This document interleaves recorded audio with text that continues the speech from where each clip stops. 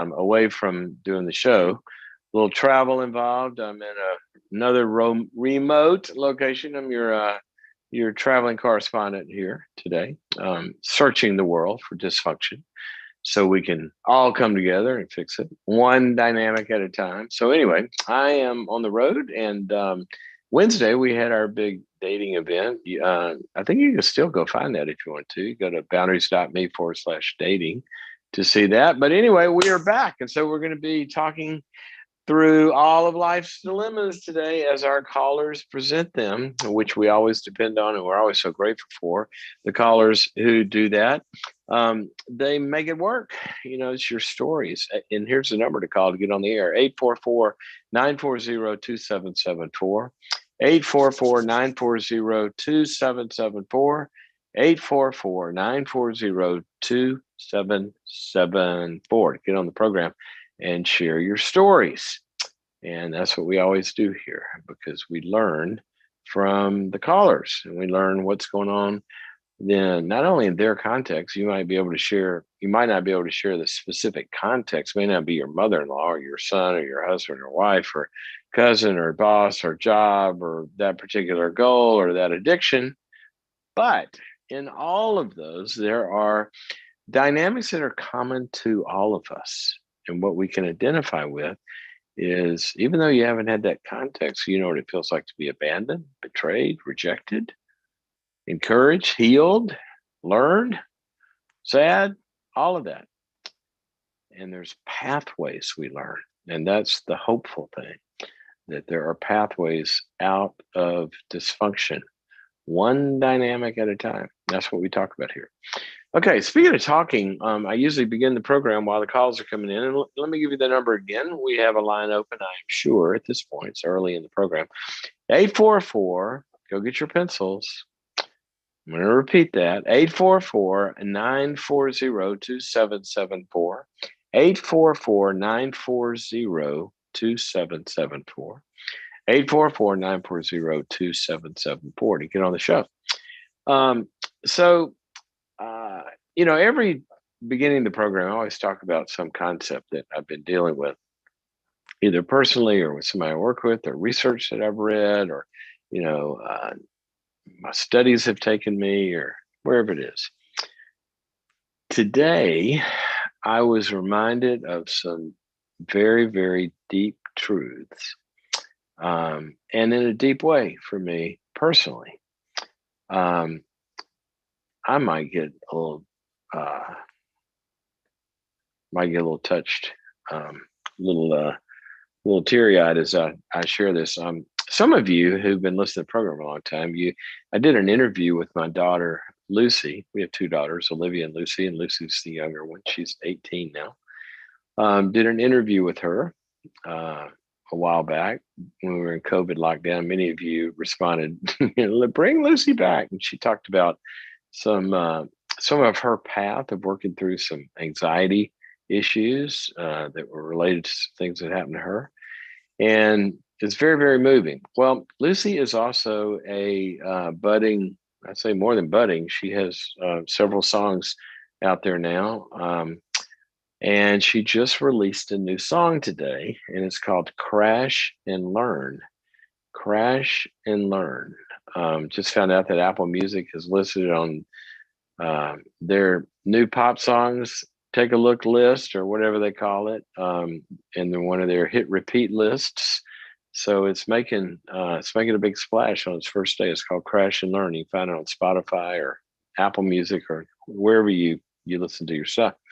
But here's what I want to do with us. This little Lucy, you never know what's growing up down the hall, right? The depth that she sees about the dynamics of growth, and some of this is from some of the things that she's worked through.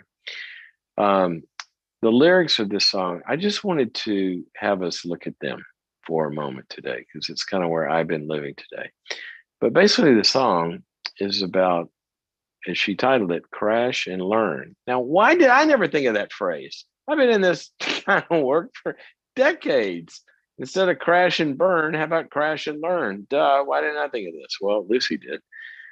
And that's where I wanted to start with. I want you to think about whatever it is that might be crashing right now, wherever you might be hurting, whatever dilemma.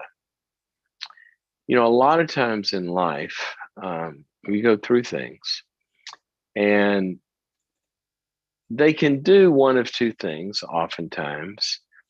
They can, uh, let me say it this way. They always, the big events and things we go through, they always change us in some way, right? We go through it and we're different in some way. But the question, and this is where we have a role to play in, and it's what her song's about, is we do get to choose how we go through it. And if we are going to go through something in a way that is both healing and is going to actually get us through it, and in a way that we are going to walk away with it having learned something, and experience does that if we metabolize it in a way that helps. So I'm going to just quote a few lines. I didn't really encourage you to go listen to this song, Crash and Learn by Lucy Cloud. After the program, go pull it up on Spotify or Apple Music or somewhere. You can see the music video also on YouTube, I think. Beautiful music video, especially if you like ballet. But a few of the lyrics I wanted us to look at. I'm not going to quote the whole song, but one of the early lines, she says this: I tried to run, I tried to hide, but I just hurt myself by keeping it inside. When we experience pain, the natural human tendency is to either run from it.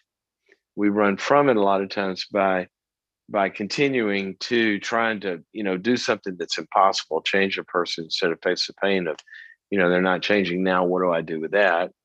Or just something we've lost, try to run away from the grief or the pain or you know uh, the fear or whatever it is, and there's a lot of ways in which we self-medicate. But as Lucy says, when she was doing that, she was hurting herself by just keeping it inside. Now, here's one of the things I want to show or kind of bring out about that.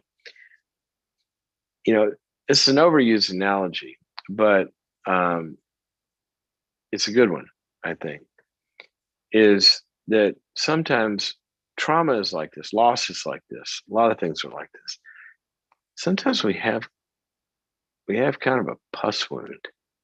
You got a splinter and it's getting infected, and the infection that needs to come out, tears, rage, expression, telling your story, processing it. God has given us processes. That's why your tear ducts are there.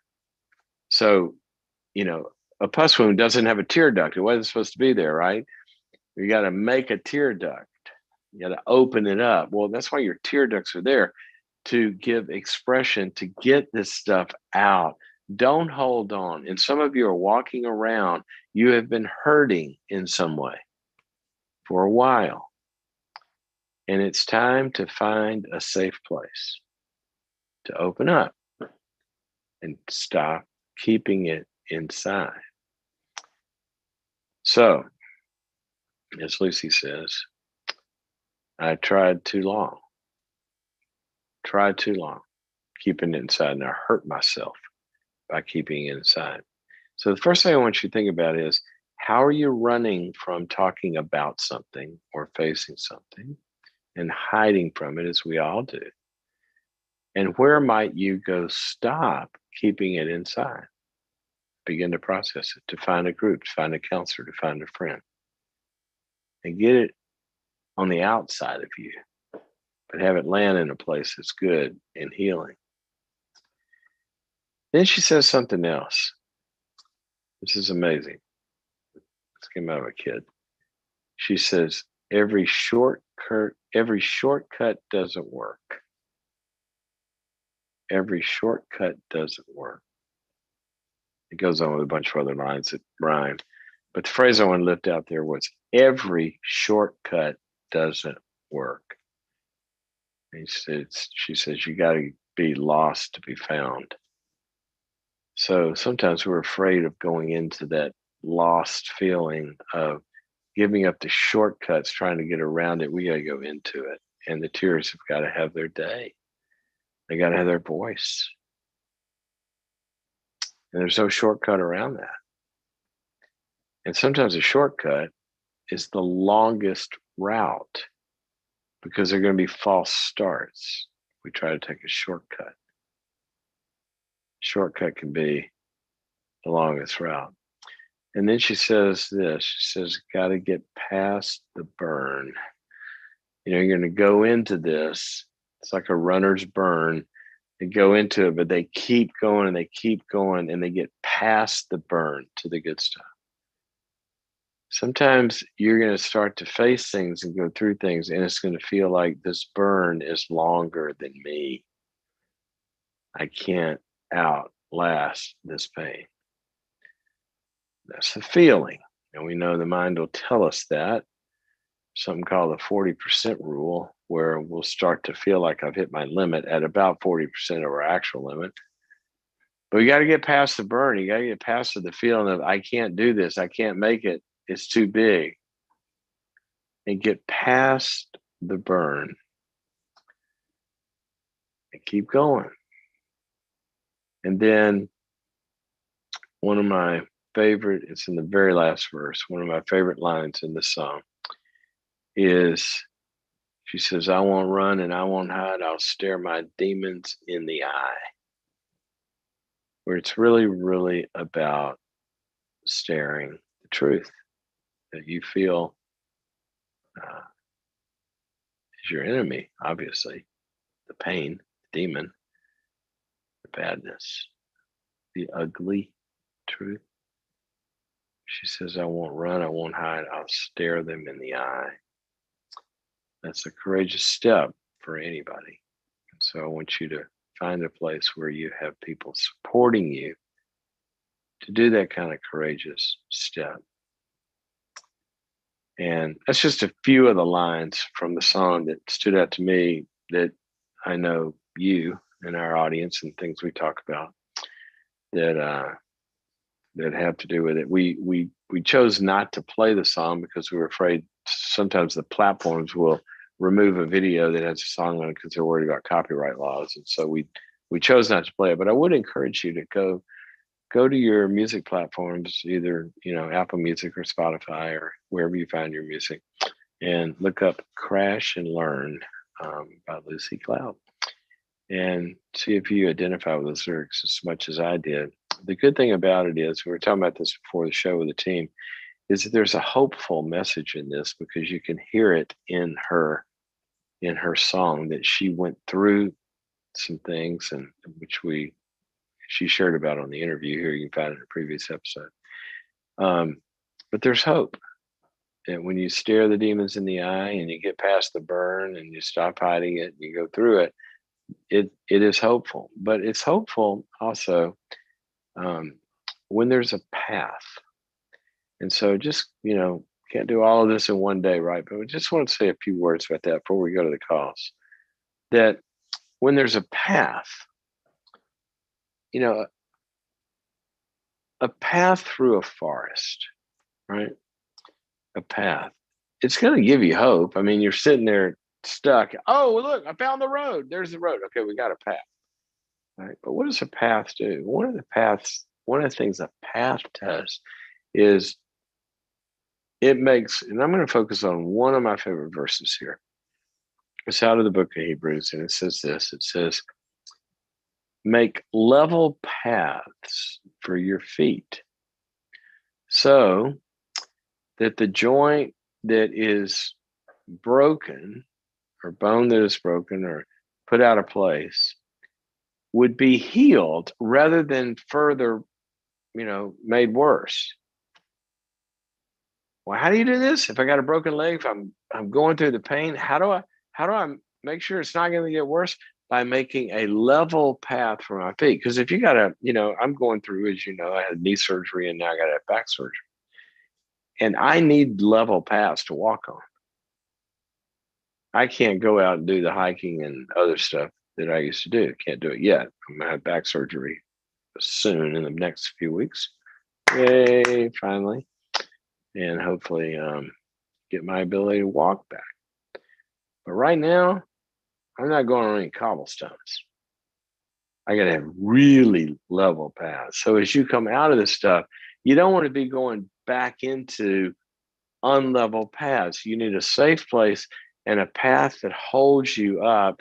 And when you put your next foot down, it's going to land okay. You have enough trouble with your foot. You don't need trouble with the path.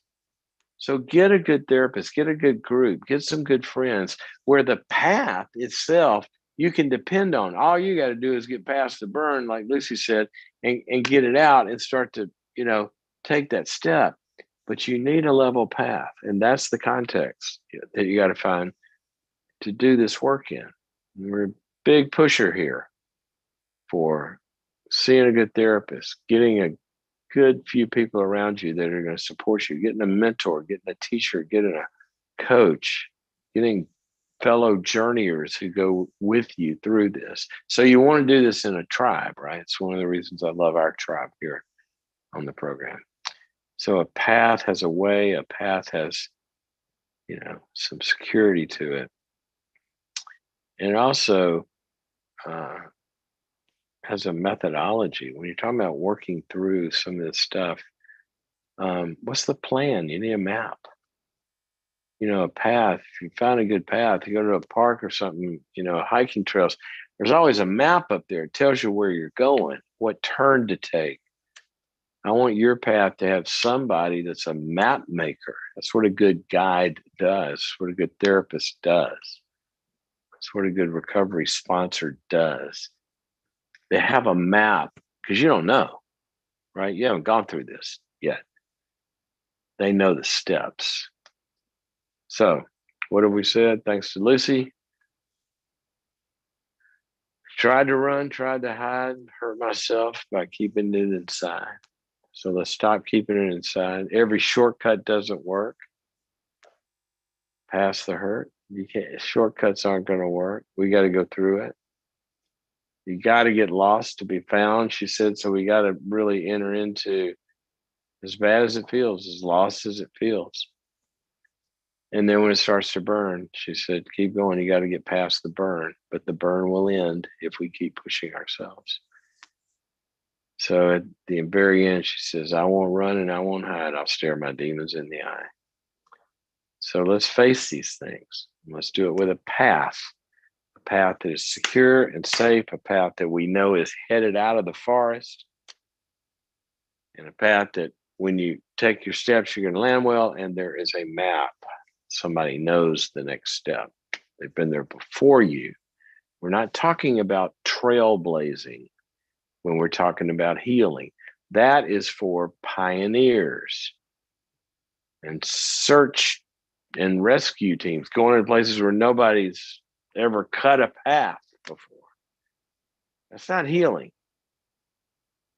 Okay, when you go to an emergency room, somebody's been in that room before. It's a bunch of smart people. They got medicine. They got all sorts of stuff in there. They know what they're doing. That's where I want you to land with your pain.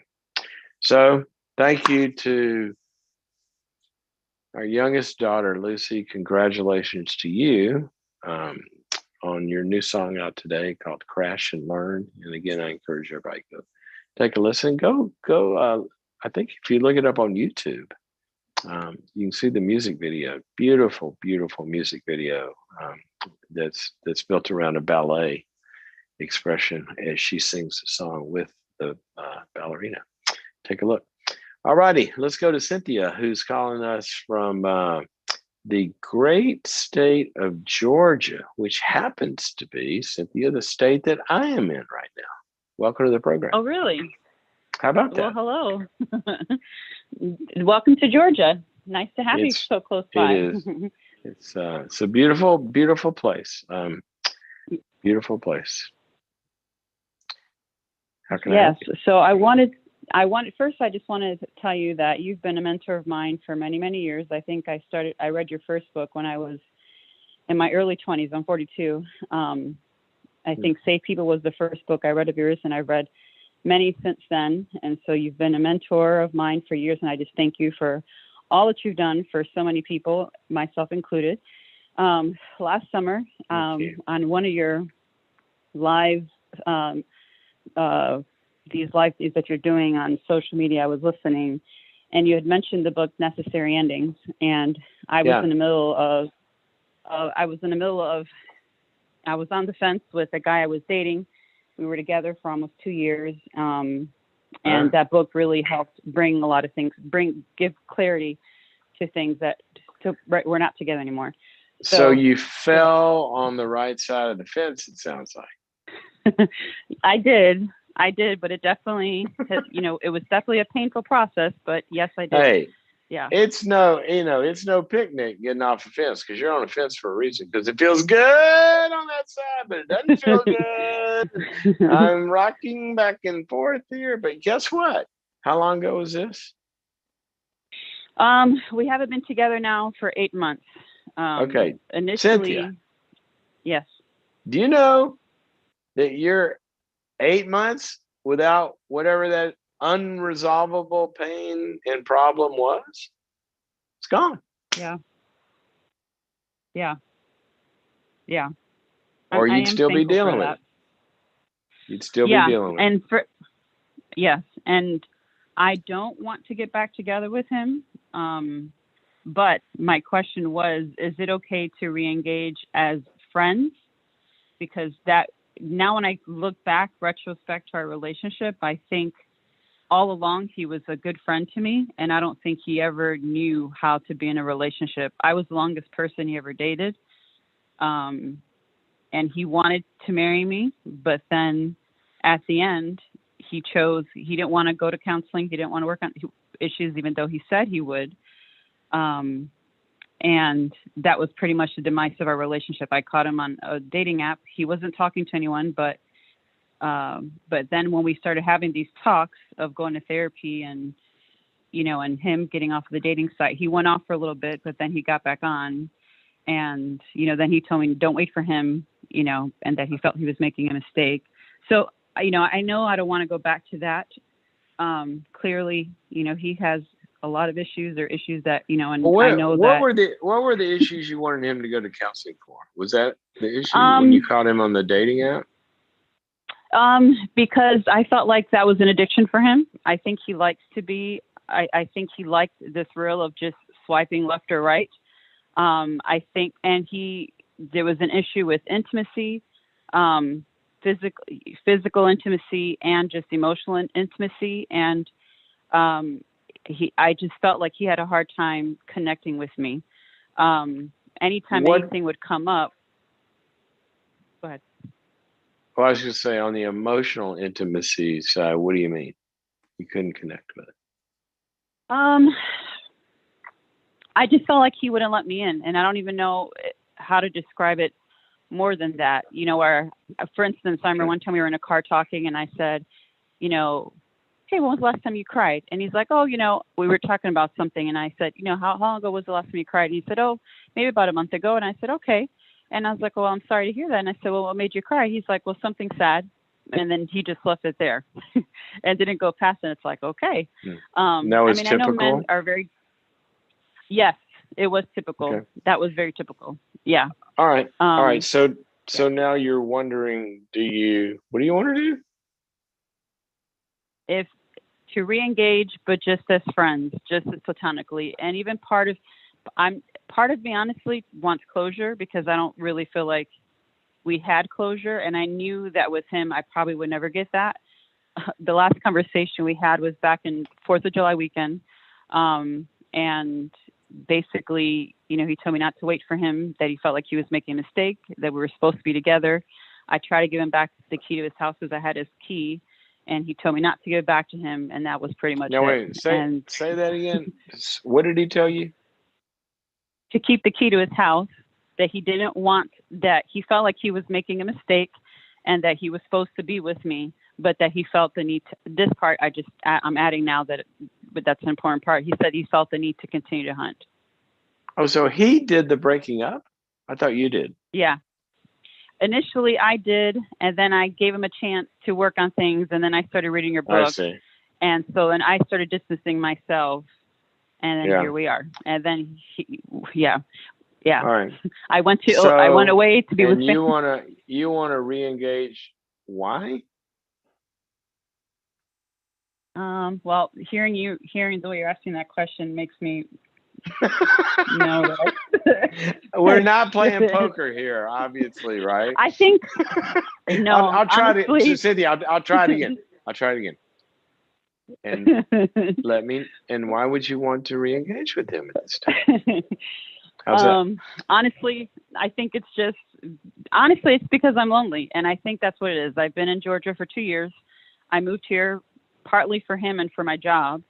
And so of course, COVID happened. Do you live in a one person I live in Atlanta. Town? Oh no, gosh. I live in Atlanta. Poor Cynthia. There's no other people in Atlanta besides this guy. No, there's lots of people, and I've actually been making an effort. Yes. Cynthia. All right, look. If you're telling me you want to get back with him, I know you don't want to get back with him dating. No. You want to reconnect with him because you're lonely. Right? Yeah. That's what you told me. All right. Yeah. Now, if I'm lonely, one of the most important things that I would be looking for if I were lonely is somebody with the capacity for emotional intimacy. Now, as you scour the phone book for all of Atlanta, does he come up to the top of capacity for emotional intimacy? Because you told me when you want to talk about something sad, he's going to change the topic. Yeah, no. I mean, he was very empathetic with me, and when I would talk about things, but he wasn't. It wasn't reciprocated. Okay. And so I just felt like he was just a good friend to me, but well, but you're right. Okay, it's fraught with all sorts of problems. Yeah. Number one is you're talking about re-engaging with somebody that you were more than friends with. Yeah. From a vacuum.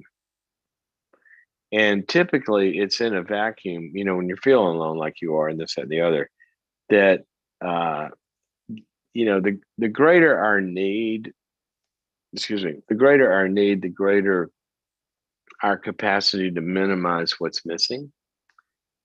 Mm-hmm. And we'll stay in a situation because we need it for some reason. And so you've already left once because things were not present that you needed, even in a friend. I mean, the way you're describing it. And so if you're asking, look, you're sitting here with a clean slate at this juncture, you're trying to build community and build friendship, then I would probably start with something that's not as complicated and tainted with a bunch of other stuff. Now, if you build a big community and all this, and he's gone through the changes and healing that and he comes back and he wants to be pals, then you can make that decision. Doing this from a vacuum of no community that's solid doesn't sound wise to me. Yeah. It's been challenging just with COVID, but I am trying. I mean, I was a part of a small group. We met virtually, of course. And so I've been trying. I am trying, and I'm trying to, build some community here, but it's, it's just hard with COVID, and some people are still afraid of getting together. So that's a part of it too. Okay, that's part of it, but I want you to continue trying, and maybe there's some groups out there. I mean, there's all sorts of stuff. I mean, from community groups to support groups to celebrate recovery groups to therapy groups to churches that have groups to places. There's got to be somewhere So I just wonder what else might be luring you back. So I would question that. Okay, got to talk to some other people, but I Okay. uh, appreciate you putting it out there. Who knows? You know, maybe he's grown up to be the friend you'll need. But based on your description, sounds like you need something different. That's what it sounds like to me. Yeah. All righty. Yeah. So All right. Thank thank you. thank you for your call, and I'm glad the books have been helpful to you. It is.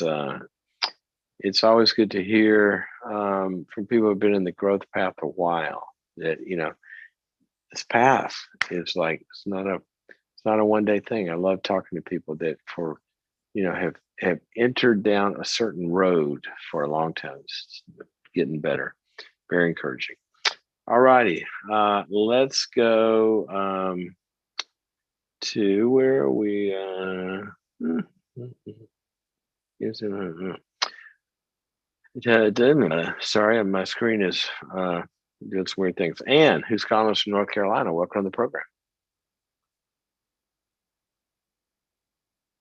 Hello. Hello. Hi, Anne. Hi, Dr. Cloud. How are you?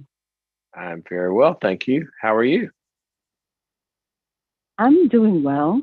Um, Good, good. and I'm so stoked that I actually got to talk to you. You I'm are almost speechless. where you live in North Carolina now. You weren't born No, actually, I'm originally from Kenya. there. From Kenya. I thought Yes. I heard a little of that. So I'm going to still make you our first international caller for the day. How's that? Oh, well, that's perfect. You Considering get a you've been in the prize. States for 20 years. Yes, that's yeah. Okay. Okay, so how can I help you? What's on your mind today? Well, I need, I'm navigating the thought a process of how to introduce my children to the person I'm dating. My background is I've been divorced for about 8 years. How old are your kids? Never really. My kids are 14 and 10. Have never really 14, 8, and introduced 10. them to. Yes. No, 14 and 10. No, they're only two. Oh, okay. I got it. 14 and 10. Boys or girls? A boy and a girl. Boy and a girl. Okay. Yeah. All right. So I dated someone, but I kind of knew it wasn't going anywhere. I think it was a decision from my recovery journey from trauma and all that with divorce. So this really is. I met somebody brilliant, gentleman, a good human being, and we're working the path, and there's a future for us in terms of marriage and all. We've had that conversation. But How my long challenge you is been dating him? How long you been dating him? about over a year. Over a year. Okay. About And a year in about 3 months. okay. And you guys have had that conversation, or you've been talking about it and processing it, and you have decided you are going to get married? Where are you in that? Yes, we are in knowing each other. We know that's the end goal, but we're working towards it because we're both working through individual, healing and all that. So it's not tomorrow. Okay. No, Let me that's the end goal. clarify. Let me clarify a term. Okay. Okay. There's a difference in a goal, which we obviously believe that we can achieve. There's a difference in a goal that we believe we're going to achieve and continue to work on it and get to that goal. There's a difference in that and a certainty. Okay. I don't have a goal. I'm with the group here. And I don't have a goal of going to dinner with the group tonight. I have made a decision. I'm going to dinner with the group tonight. And unless something weird happens, that's what I know I'm going to do. Okay. Yeah. I might have a goal of I want to win a certain golf tournament 2 years from now. Okay. But I can't say for sure I'm going to pull that off. So, so what are we talking about when we're talking about you have a goal of getting married? Well, thanks for clarifying that. It's certainly that we have a certainty that's where we want to go. Well, that's where we're going. There's that Okay, those are certainty. whoa, whoa, I whoa, want whoa, to spend whoa, my, whoa, whoa, whoa, whoa, whoa, whoa. oh, The boat just rocked from one side to the other. You said of where we want to go versus where we're going. Are you going to get married? yes, he's my guy Yes. and I'm his And girl. Yes. and would he say yes? Yes. It's resoundingly yes. Okay. All right. That's all I want to know. So now what we're talking about is you guys are going to get married, and now you have to figure out a plan, right? And that Yes. plan, your question is what specifically about that plan? That, that my children from my previous marriage, Yeah. how do I, they've never seen me in a dating capacity. How do I introduce them to By the him? And way, by the I don't way, know. by the way, if they've never seen you in a dating capacity, way to go, Yeah, I always mom. shielded them. I know, Way to but you go. know what, Dr. Clark? I know. I, I didn't want to hurt them anymore, but I realized Exactly. by not want, yes, and that's my biggest worry. But with therapy and talking through the hurt and the pain, I realized that they need to see a healthy dating world, which is where I am, and I Well, want them no, in the no, no, process no, because no, no, I. no, no, no, no, no, no, no, no, no, no, no, no, no, no, no, no, no, no. Okay. I don't think I don't think children's primary need is not to see their parent in a healthy dating role. Okay. Their Okay. primary need is to see their parent really as a parent with somebody they're in a committed relationship with forever. That's the way it's designed, right? Okay. So healthy Yes. dating could be, somebody new coming to the door tomorrow, or we want stability for kids. So they do have a need to see a healthy set of parents, right? Parent, mom, Yeah. stepdad, which is it's going to be, right? They do need to see that. I just want to clarify that we're not trying to parade a dating show for kids. That's not, we won't do that. So what you're asking is now that they are going to have a stepfather, right? Yes. Okay. So What is the best what are you way gonna to? do? I don't know how do They I. got I don't know how to introduce him to them, and I well, guess why I don't want to manage and control a lot of things. But I mean, do I just go for it? well, I would no. I wouldn't walk in and say, "Hey, meet your new stepdad." No, No, no, no. no, I wouldn't just go for Yeah, it. What I would do is you start to talk to them because they understand the divorce. Is their father in their life? yeah, yeah. The dad is actually married, remarried, and in a relationship. Okay, and how I'm do the very kids open do with about that? the. How do the kids do with that? It works for them. Okay, They had a few questions at the very beginning, but yeah, they've reconciled themselves to the okay. reality. So they And they for they're my kind of part, they're going with the flow, and they got a stepmom. They understand how all that works. Okay, yes. right.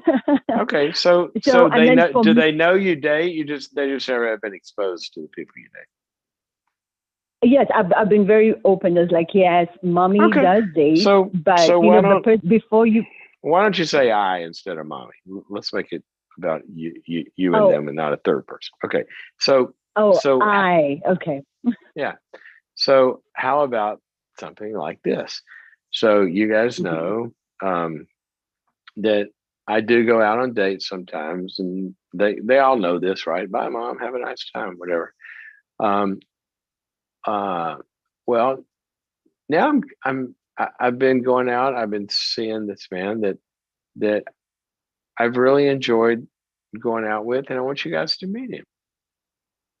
Let's go do something together. And you just introduce him like that, and y'all do some things together.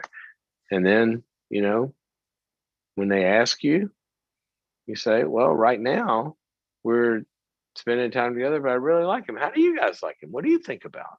And you engage them in the process, and you just continue to process it. They'll see him more and more, and gradually. I mean, is he going to engage with the kids? Is he a good guy? Is he a kid-oriented person? Yes, he's brilliant with kids. Yeah. Okay. Then this should go as these matters go. This should go pretty smoothly, right? And so you're going to graduate. But the way I'd introduce it is kind of like that, and then they're going to start to hang around him, and they're going to like him, and you're going to do stuff together, and then one day you're going to tell them we decided to get married. Now, do they have counselors? Have they been through any family counseling and all this divorce stuff?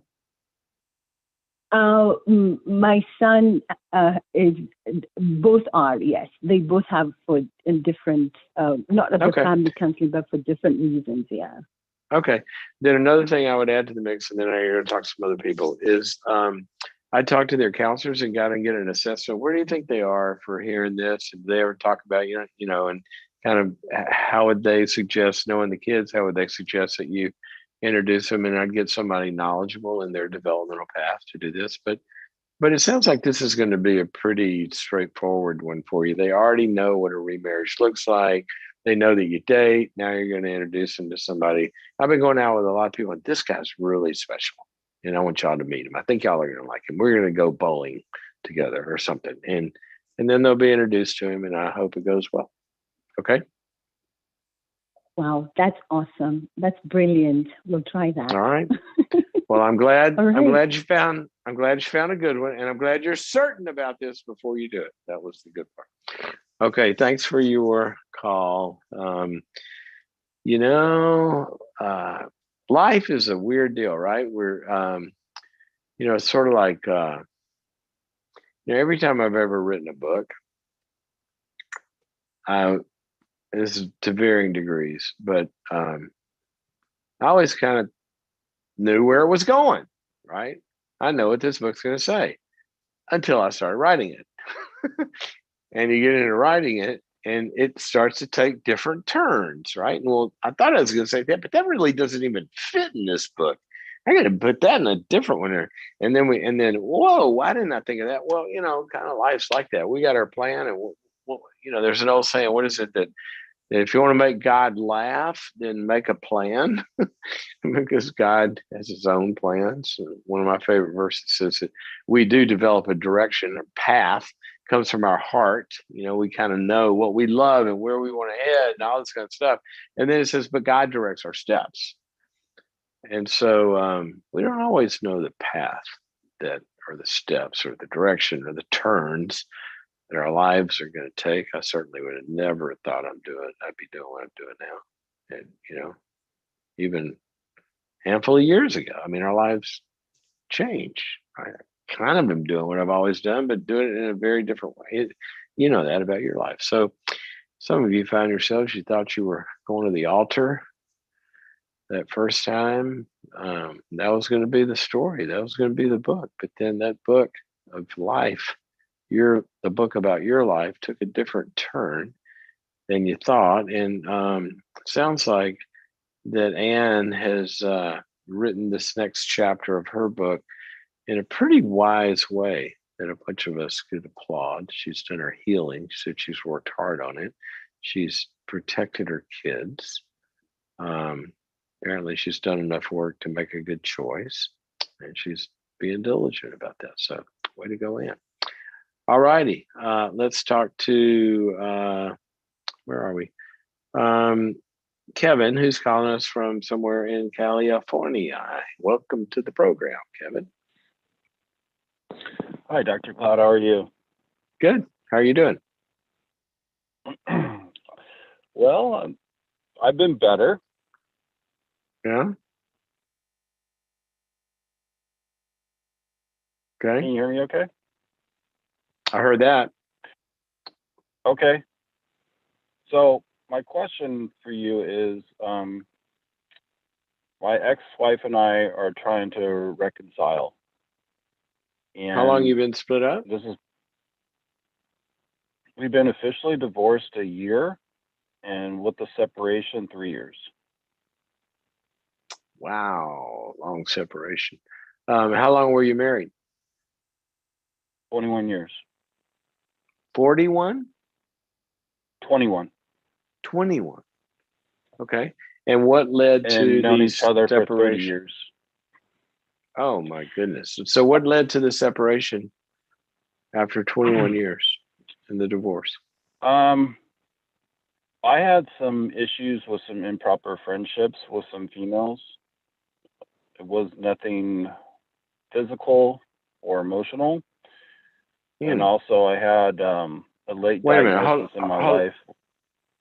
Hold on a second.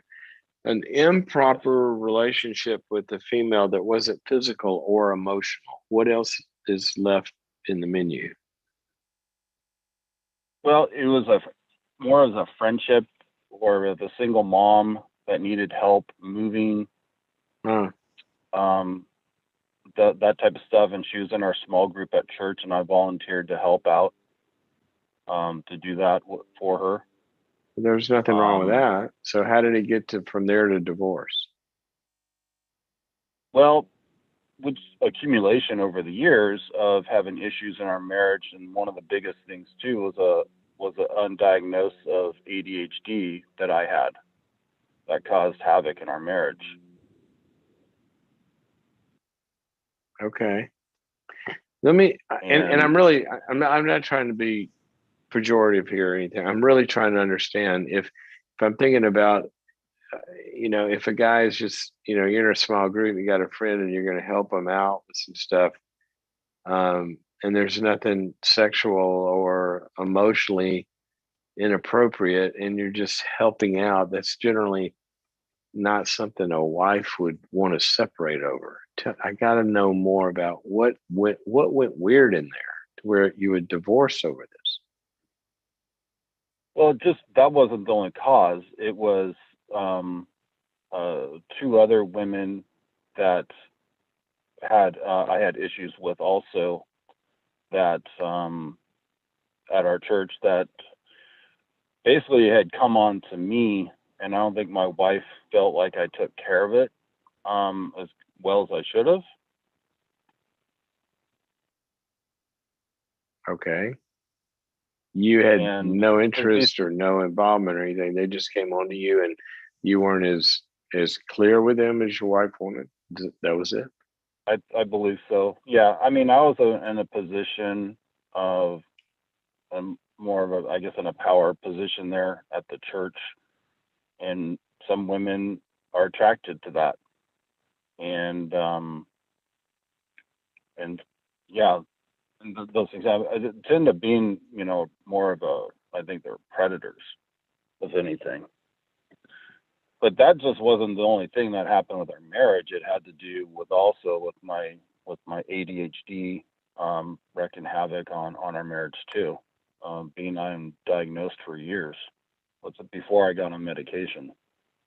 Okay, so you used to have attention problems, and now you don't. Correct. Okay, all right. So give me the question. This and I got to tell you this. Uh, it sounds. I wish I had way more time to know what's behind the drop down windows, because a few things you mentioned don't equal divorce on the surface, right? Must have been way more going I on than agree. that. But so what Yeah, is the question? there's a lot of history. Yeah, Well, what is the question? we um, there's been infidelity that happened in the marriage. We're separated, Wait a minute. and Who did the infidelity? my ex-wife. She did. Oh, wow. Yes, When was that? and still How close to the divorce was that? we separated in the fall, and then by the spring of the next year, she was committing adultery, and Okay, divorce so papers during hadn't this been filed. During the separation. Okay. All right. So Right. give me the question. I think I kind of get it. Give me the question. So the question is, every time, so my wife has come, my ex-wife, at least 3 or 4 times to wanting to reconcile with me, and I've always then agreed. I've come back and said, okay, let's do this, and crying to me, I want my family back. Divorce wasn't the answer. I miss you. I mean, every time, marry me again, the whole thing. And then when we start getting close again, or if I start see she's smothering her, she runs. And it's almost like a game of control. And you say she feels like you're smothering her, or you are smothering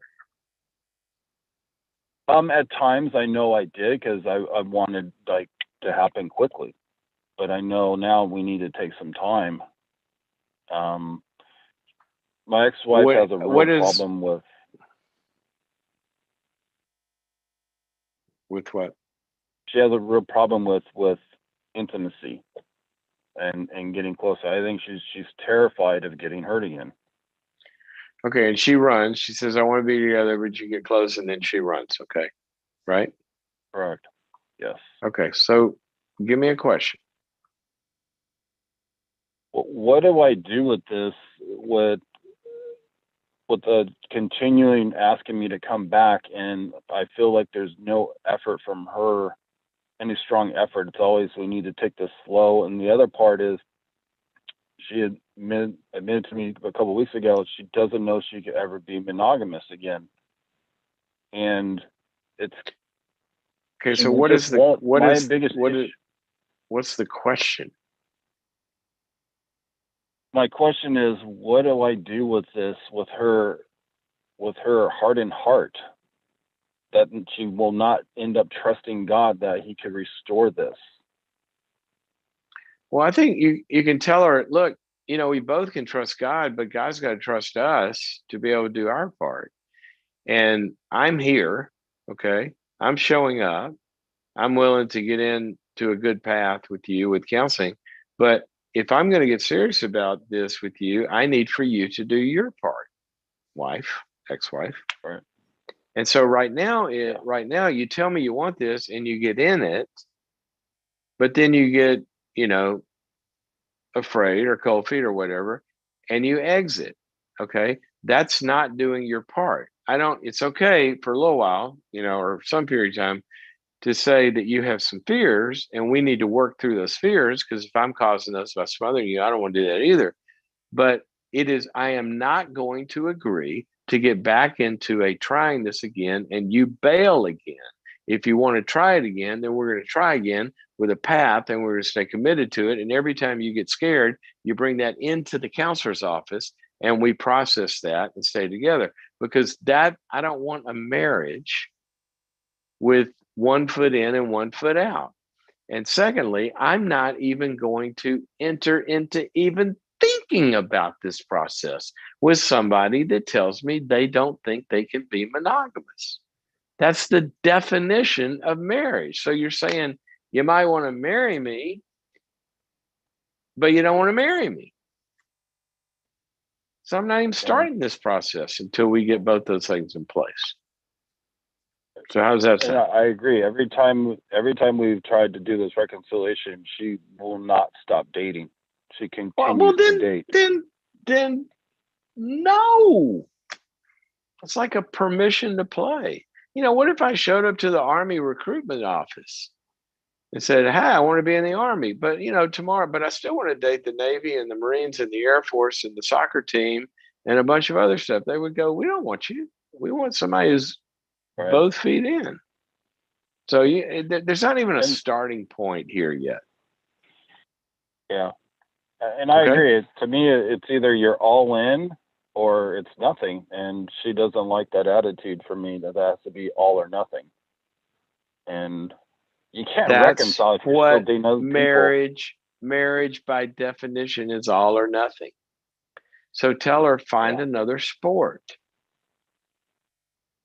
Say, look, don't tell me it's my attitude. That's God and the Beverly Hillbillies would agree. That's what marriage is. So don't tell me you want to reconcile in a marriage. Don't tell me you want to go play golf and bring your tennis racket. That makes no sense. Right. So stand on your boundaries. Look, whoever I get married to, this is what it's going to be like. They're going to be monogamous and they're going to be committed to this and blah, blah, blah. And sweetheart, if you don't want to be those things, then this isn't the right deal. I'm moving on. Yeah, we have all the resources available from Jimmy Evans to Robert Morris to you. We're fans of all three. We read your books, your sermons, but her resistance is just shocking. Okay.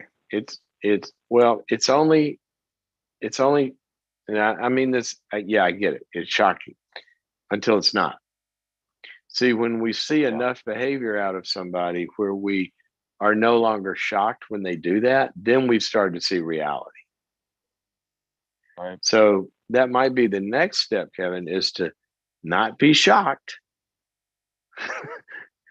If I say this sometimes, and I'm not applying it in any way personally here to anybody, but I always say about situations or people or anything in life, it is what it is until it turns into something else, right? But we got a new. I use this analogy a lot in the last year. We got a new Doberman puppy last year, and when I got a Doberman, I knew she was going to bark. What if I wanted her to meow instead? And I call her back in. I go, Finley, meow. And she goes, Rrr. And I'm going, I'm shocked. She's not meowing. Yeah. Well, I got a year track record with this dog, and she ain't meowed once. She only barks, and I'm not shocked when she barks. So there is a pattern that people establish in behavior. And at some point, Kevin, we got to realize that's who I'm dealing with. And I'm not, I'll tell you what should shock you. What should shock you is she showed up tomorrow and said, okay, I'm coming clean. I'm committing my life to you and to God, and I'm going to do this right. And I'm going to go to 15 groups a day and go to a therapist and a counselor, and I'm done with all. Now that would shock you. Yeah, right? That's true. So don't say it's shocking when she continues to give you the same thing she's always given you. Let's expect that. And until she shows up with the unexpected, let's tell her, I can't reconcile or even talk to you because I have no reason to expect anything different than I've seen. Right. No reason. Show me a reason and we can talk. All right. I got to run. Yeah. But I hope that helps you. Go check out my book, Necessary Endings. And there's a chapter in there that lists a bunch of things that we got to see in order to have hope. Ultimately, Kevin, what you're asking about, this is really a good question. When do we have hope? And should you have hope for reconciliation here? Well, sounds like a wish. You wish it would be. You wish she would do this, but hope is based on something objective. And I want her to show up with some objective reasons to have hope. Okay, let's go. What have we got here? A long list. I'm trying to land. Who's been waiting? Where are we? Susan, who's calling us again from the great state of California. Welcome to the program, Susan. How can I help you? Hi. Hi. Hi. I was calling because I'm in a kind of complicated situation. I have a really good friend that's been married 19 years before her husband left, right on the cusp of their 20th anniversary. Hold on a second. So it's been 4 years. Wait a minute. You got a good friend. How long has this friend been a friend? Mm-hmm. Oh, she's been a friend for 27 years. 27 years. And your friend's husband They've did been what married. when? So 4 years ago now, he left his home abruptly with leaving her with her and her children. How long has she been married? How long has she been married? They were going to be married 20 years. 20 years. You knew her 7 years. Mm-hmm. She got married after you had known her for 7 years. 4 years ago, he said what? So 4 years ago, he up and left because she caught him in an affair. So he upped and left and you moved knew in him with for a woman 16 who was years. having an affair. I've known him since I was in elementary school. Oh, but you'd known them as a couple So through all that time. Yes, Okay. yes. So he left 4 years ago. So what's the question? So the question is that she's believing that for their marriage, we're believers, and she's believing for her marriage, and I'm in a torn place because I don't know. I want to believe with her that the Lord would restore their marriage. I know he He's could do still all living things. with this other woman? Yes, and has a child with the other woman. And has a child with the other woman? Yes. Wow. Okay. But And she's believing for her marriage to be restored. And so I what want to does she know place that? how, What does she place that belief on? on the Word of God. Where does the Word of God say that this guy who's already now started a new family is going to abandon that one and come back to her?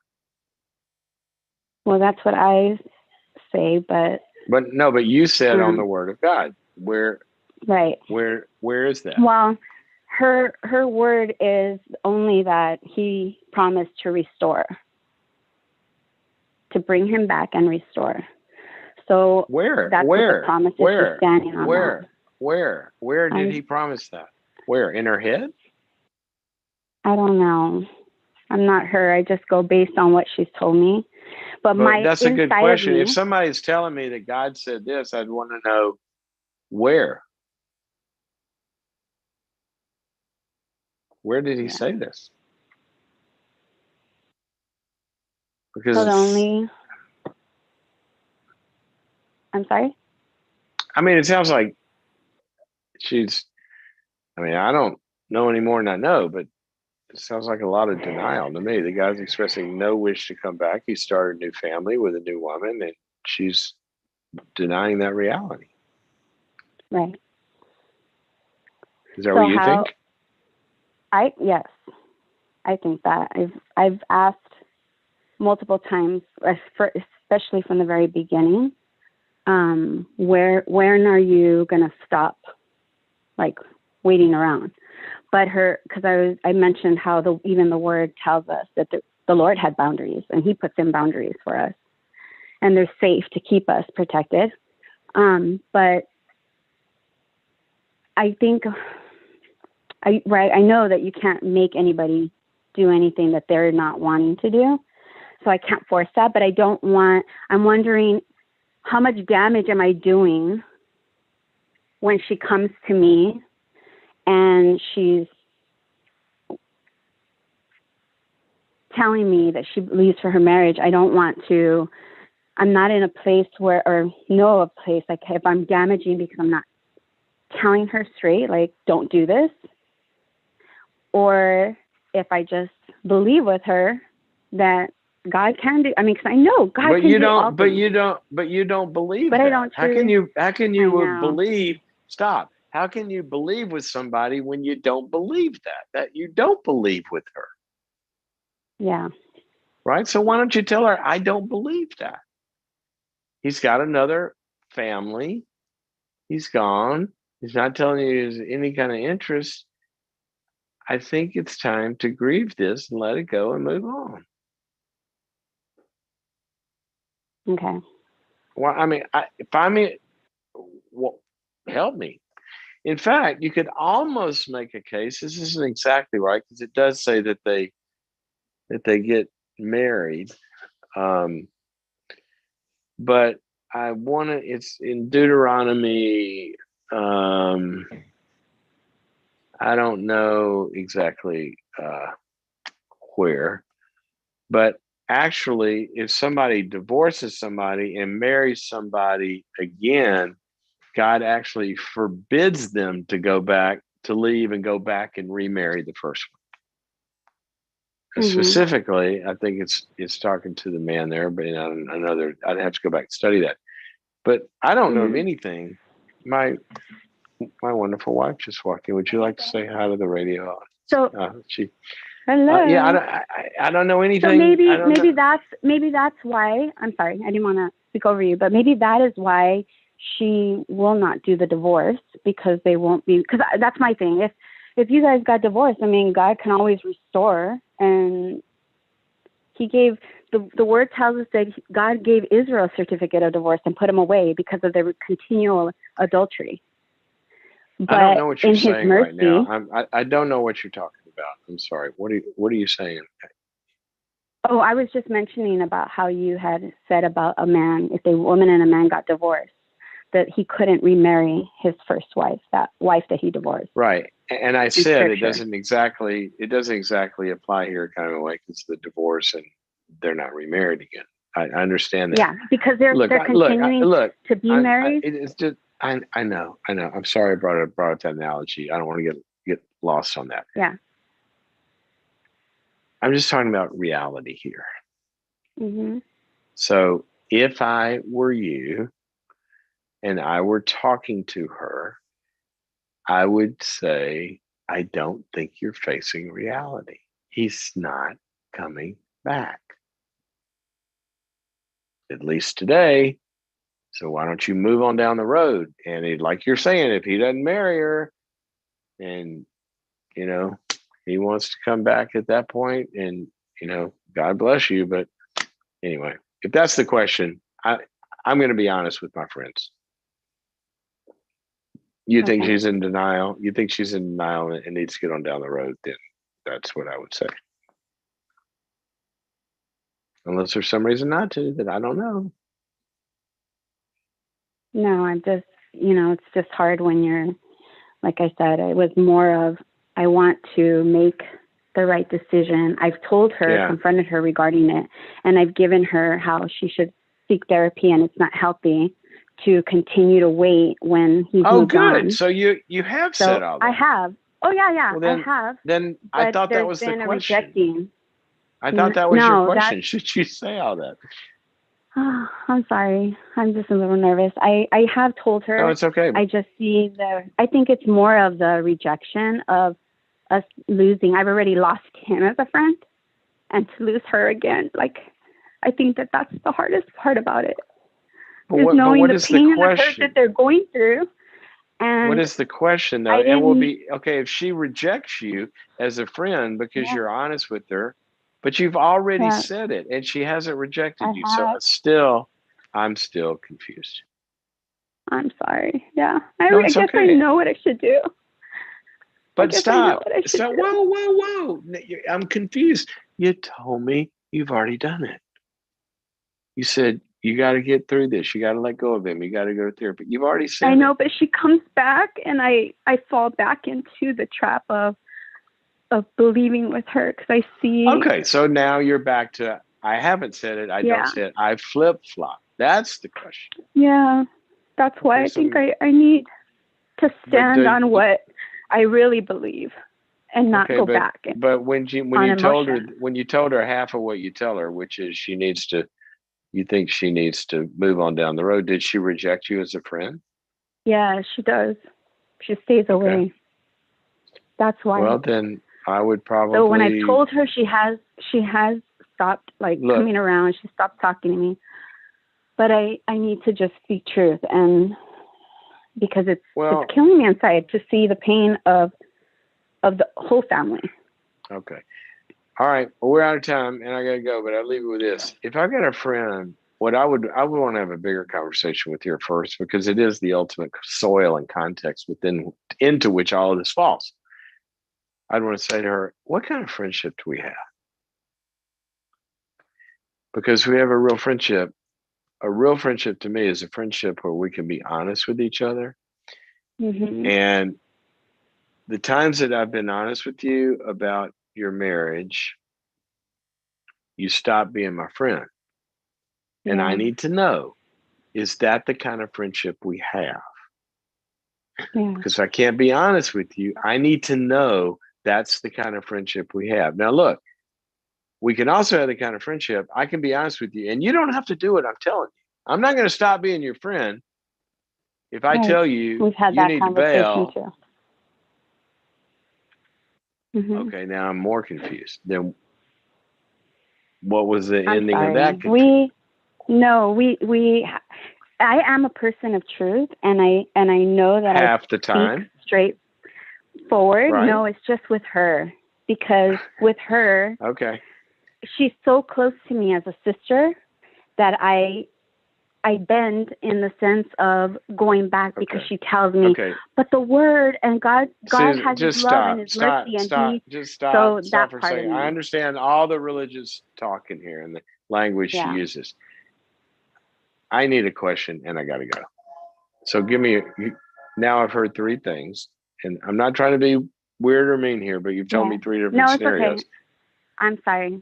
I am done. You said you don't, you said you're not honest with her, Yeah. and then you said you are, but she leaves I you, so am, you don't but want to be. And then hold on a second. And then I said, yeah. well, then you need to be honest with her and confront that the leaving is a problem. You said, oh, I already did that too. So I don't know what else to tell you, because you said you've done everything. So Yeah. what's the question? That's what I'm confused with.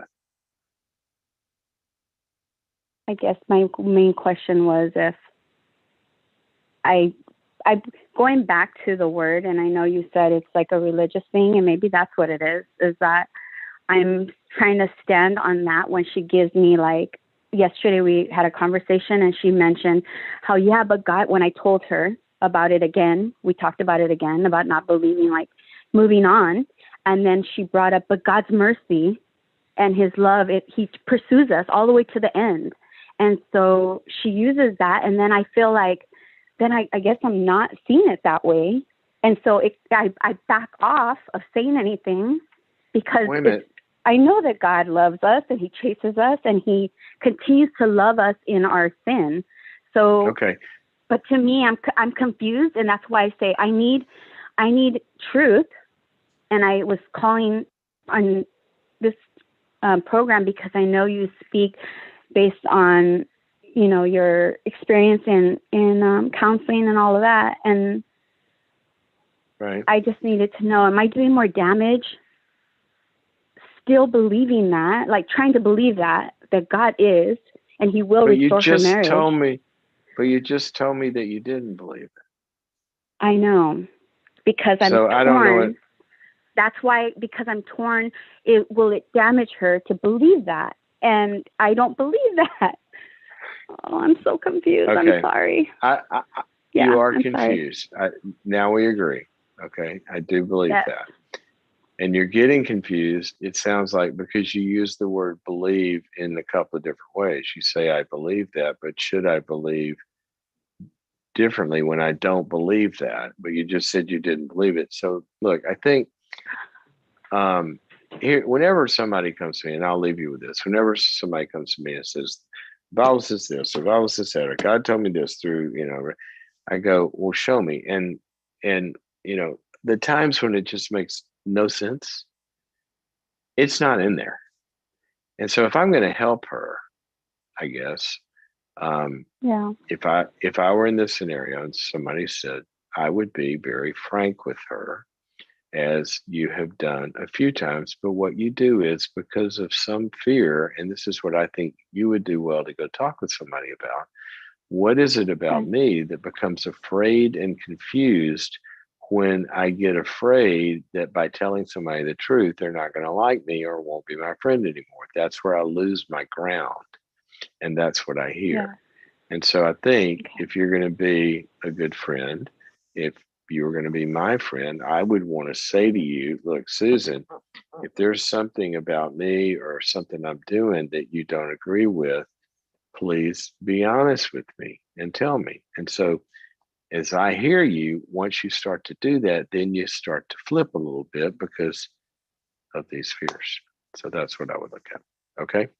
Okay. And I don't Thank know you. anything in the Bible that would say that there's some guarantee that God is going to wake this man up and cause him to abandon a child to begin with. I mean, and there's so much. Yeah, that's all I know. Okay. Thank you for your call. Thank you.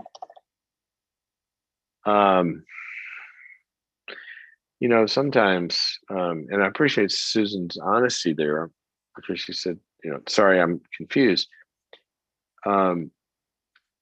Sometimes that's a good place for us to start, to sometimes say, I am confused. I don't know what I think. I lose what I think. I believe this and then I don't believe it when somebody else says something. That's kind of a good question. Sometimes we have to ask the question, not what should I do when I'm flip-flopping, but why am I flip-flopping? And why am I divided into so many different things that I say, I think, and I want this and the other? So she's right. And I think if she can, like any of us, we find ourselves in conflict. We need to see, why am I in conflict over this? Because there's something driving that usually behind it. Okay, guys, it's been another fun day together. Thank you guys for sharing your stories with me. Difficult scenarios today. A lot of them about break up and not break up. A lot of necessary endings in the callers today. I wrote a book called Necessary Endings. And what we've been talking about is necessary, undo the endings, maybe possibly, with a friend or a dating partner that then became a nothing, who should I be a friend with, to an ex that wants to continue the patterns that we broke up with and reconcile and continue those patterns, to somebody that's thinking that somebody has left them for another woman who's having a new child and a new baby is going to somehow come home. Good question for all of us to look at is, if the ending is necessary, is it ending at all? Do we write it in ink? Do we write it in pencil? Let me give you a hint on what I think about that. If we're going to end something, we end it for a reason. Okay? Infidelity, whatever it is, cold feet, in and out, there or not there. That's the reason we're ending it. Do we go back? No, not to that. You never go back. So you ended it for that reason. Now, if that reason no longer exists, if Miss Cold Feet has turned into warm, cuddly toes, or Mr. I can't have a conversation that involves sadness has turned into I love to process pain, I want to be your friend, or whatever the next scenario would look like. Do you go back? That's not even going back. That's going forward, because two words showed up, and these are the two magic words: something new and something different. It's new. I haven't seen this before. Now they're in recovery. Now they're in therapy. Now they're like walking the light in the path, walking the path in the light. And all this, whoa, that's new. That wasn't in their life before. And boy, are they different. And what's different? That dynamic doesn't exist anymore. Which dynamic? The one that I didn't want or couldn't be with. You mean they're clean now? Yeah. Oh. Well, then we're not going back, are we? We're not going back to the dirt. We're not going back to the dynamic. It's over. So you don't really undo a necessary ending. You end a pattern and you say, I'm not going forward with that pattern. Now, if something new and different shows up, might be open. That might be a way to think about it. All righty, guys. Thanks for joining us today. A couple of announcements. Go to boundaries.me. Go to boundaries.me and check out the content and everything we have there. Look at it. You can peruse it. Get a look-see, all free. Just become a subscriber. Sign up for the free trial. You get to be there for I think, a couple of weeks. You get to look at all of it and check it out. It's a lot of stuff there, over 80 courses. And all of our workshops are available there too at boundaries.me. And one more shout out to my daughter Lucy, who's released a new song today. It's called Crash and Learn by Lucy Cloud. And you can find that on Spotify or iTunes, Apple Music, all of those places. And my little munchkin, I want to congratulate you for a lot of hard work that you put into that to make that happen. So way to go. Okay, guys. See you hopefully on Monday. Okay. Bye-bye.